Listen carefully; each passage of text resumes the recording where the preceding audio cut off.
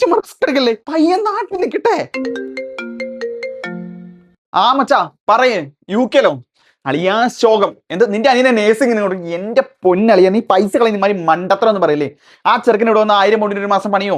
കാര്യം പിള്ളേർക്ക് പണിയാൻ പറ്റും, നിന്റെ അനിയനെ കൊണ്ടൊന്നും പറ്റത്തില്ല മച്ചാ, നടക്കത്തില്ല. ഞാൻ തന്നെ ഇവിടെ എന്ത് ബുദ്ധിമുട്ടാണെന്നറിയോ?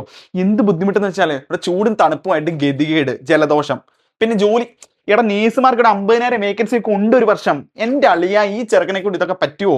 പിന്നെ 4 മാസം അവധി ഉണ്ടെന്ന് പറഞ്ഞാൽ 4 മാസം വർഷത്തിൽ ഇവൻ പണിയാൻ പോകുന്നേ, ഫുൾ ടൈം ബാച്ചിലേഴ്സ് പിള്ളേര് മടിയന്മാരായിരിക്കും. നീ നിന്റെ കാശുകളെ വീടും പറമ്പ പോകും കേട്ടാ. എന്റെ എടാ, രജിസ്ട്രേഷൻ ഒക്കെ എന്ത് രജിസ്ട്രേഷൻ? ഇവൻ ഇതൊക്കെ പഠിക്കോ? രജിസ്ട്രേഷൻ കിട്ടിക്കാൻ 40 ലക്ഷം വെച്ചാൽ അവന് ശമ്പളം കിട്ടത്തില്ലേ?